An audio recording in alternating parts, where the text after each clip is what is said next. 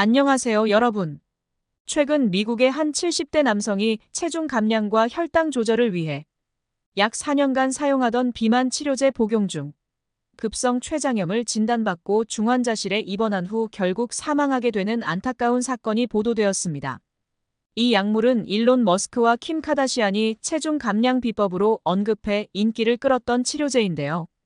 오늘은 이 사례를 통해 이 약물의 부작용과 주의사항에 대해 살펴보겠습니다. 70대 A씨는 남성은 당뇨병과 비만, 심장질환 등을 앓고 있어 체중 감량과 혈당 조절을 위해 세마글루타이드 성분의 GLP-1 수용체 작용제를 복용했습니다. 이 약물은 위고비나 오젬픽과 같은 제품에 포함된 성분으로 음식을 먹을 때 장에서 분비되는 호르몬 GLP-1과 비슷한 작용을 해 적은 양의 음식으로도 포만감을 느끼게 하고 식욕을 억제하여 체중 감량을 돕습니다. A씨는 약 4년 동안 0.25mg 용량으로 이 약물을 꾸준히 복용하다가 약 4주 전 용량을 0.5mg으로 늘렸습니다. 하지만 용량을 늘리고 며칠 후부터 메스꺼움, 구토, 복통 같은 증상을 보였고 증상이 심해져 결국 응급실을 찾았습니다. A씨는 급성 췌장염의 일반적인 위험 요인, 예를 들어 복부 외상이나 알코올 섭취, 감염 등이 전혀 없었음에도 불구하고 결국 세마글루타이드에 의한 급성 중증 췌장염으로 진단받고 중환자실에 입원하게 되었습니다. 입원 후 A씨의 혈압이 계속해서 낮아져 의료진은 혈압을 유지하기 위해 다양한 약물을 투여했지만 신장 기능이 악화되었고 고칼륨 혈증도 심해져 신대체 요법까지 받게 되었습니다. 또한 입원 이틀째에는 저산소증 증세까지 나타나면서 자가 호흡이 어려워져 기관 삽관까지 해야 했습니다. 그러나 기관 삽관 후에도 심정지가 반복되었고 끝내 사망에 이르게 되었습니다.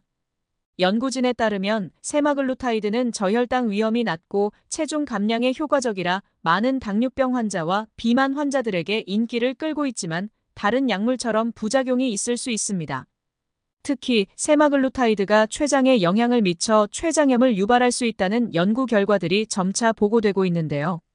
이전에 비만 병력이 있는 51세 여성도 약물 복용 12주 만에 구토와 상복부 통증을 호소하다가 급성 괴사성 췌장염을 진단받은 사례가 있습니다. 연구진들은 췌장의 외분비관 세포와 췌장성 베타 세포가 GLP-1 수용체 활성화에 의해 자극을 받으면서 췌장 질량이 증가하고 외분비관이 막히는 등의 문제가 발생할 수 있다고 설명했습니다. 최근 1,600만 명을 대상으로 한 연구에서도 세마글루타이드와 리라글루타이드를 사용한 환자들이 다른 식욕 억제제를 사용한 환자들보다 췌장염 발병률이 더 높았다는 결과가 나왔습니다. 이번 사례는 세마글루타이드가 체중 감량과 혈당 조절에 효과적인 약물이지만 췌장염과 같은 심각한 부작용을 유발할 수 있음을 경고해줍니다. 특히 이 약물을 장기 복용하거나 용량을 조절할 때는 반드시 의료진과의 충분한 상담이 필요합니다.